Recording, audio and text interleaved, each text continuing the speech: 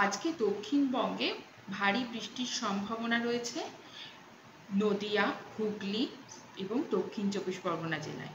এছাড়াও অন্যান্য জেলাগুলিতে হালকা থেকে মাঝারি বৃষ্টির সম্ভাবনা রয়েছে এবং মোটামুটি বেশিরভাগ জায়গাতেই বৃষ্টি হওয়ার সম্ভাবনা রয়েছে সবকটি জেলাতেই।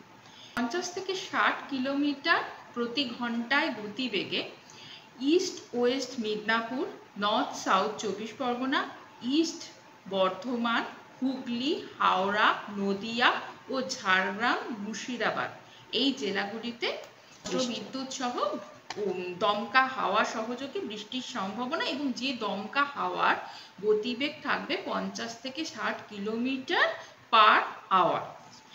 বাকি জেলাগুলিতে দমকা হাওয়ার গতিবেগ থাকবে 40 থেকে 50 কিলোমিটার পার আওয়ার এবং এই জেলাগুলিতেও বজ্রপাতের সম্ভাবনা থাকবে।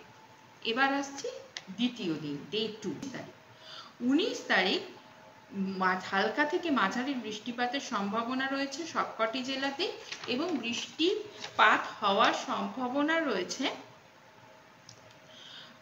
কিছু কিছু জায়গায়, সবকটি জেলারই কিছু কিছু জায়গায় বৃষ্টি হওয়ার সম্ভাবনা রয়েছে। বজ্র বিদ্যুৎ সহ দমকা হাওয়া সহযোগে বৃষ্টির সম্ভাবনা। দমকা হাওয়ার গতিবেগ 30 থেকে 40 কিলোমিটার পার আওয়ার থাকার সম্ভাবনা নদিয়া, নর্থ সাউথ চব্বিশ পরগনা, মুর্শিদাবাদ, ইস্ট ওয়েস্ট মিদনাপুরে। আর এই ডিস্ট্রিক্টগুলিতে বজ্রপাতের সম্ভাবনাও রয়েছে। এবার আসছি ডে 3-তে। ডে 3-তে বিক্ষিপ্ত বৃষ্টিপাতের সম্ভাবনা রয়েছে প্রত্যেকটি জেলাতে এবং বজ্রপাতের সম্ভাবনা রয়েছে Jhargram, east West Midnapore, north south চব্বিশ পরগনায়। এবার ডে 4। ডে 4 মানে 21 তারিখে।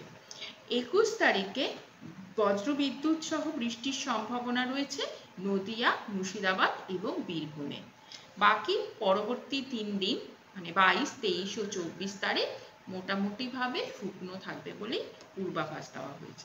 আচ্ছা, একটা ঘূর্ণাবর্ত তৈরি হয়েছে, সেইটা সম্পর্কে? হ্যাঁ, ঘূর্ণাবর্ত একটা আপার এয়ারে একটা সার্কুলেশন তৈরি হয়েছে নর্থ বাংলাদেশ অ্যাডজয়নিং মালদা এবং নর্থ দিনাজপুর ডিস্ট্রিক্ট, সেখানে একটা ঘূর্ণাবর্ত তৈরি হয়েছে এবং যে কারণে আজকে আমরা উত্তরবঙ্গেও মালদা জেলায় এবং মালদা জেলাতে এবং নর্থ সাউথ দিনাজপুর জেলাতে ভারী বৃষ্টির পূর্বাভাস দিয়েছি। এর সঙ্গে আজকে দমকা হাওয়ার সম্ভাবনা রয়েছে 50 থেকে 60 কিলোমিটার গতিবেগে মালদা, নর্থ সাউথ দিনাজপুর ডিস্ট্রিক্টে।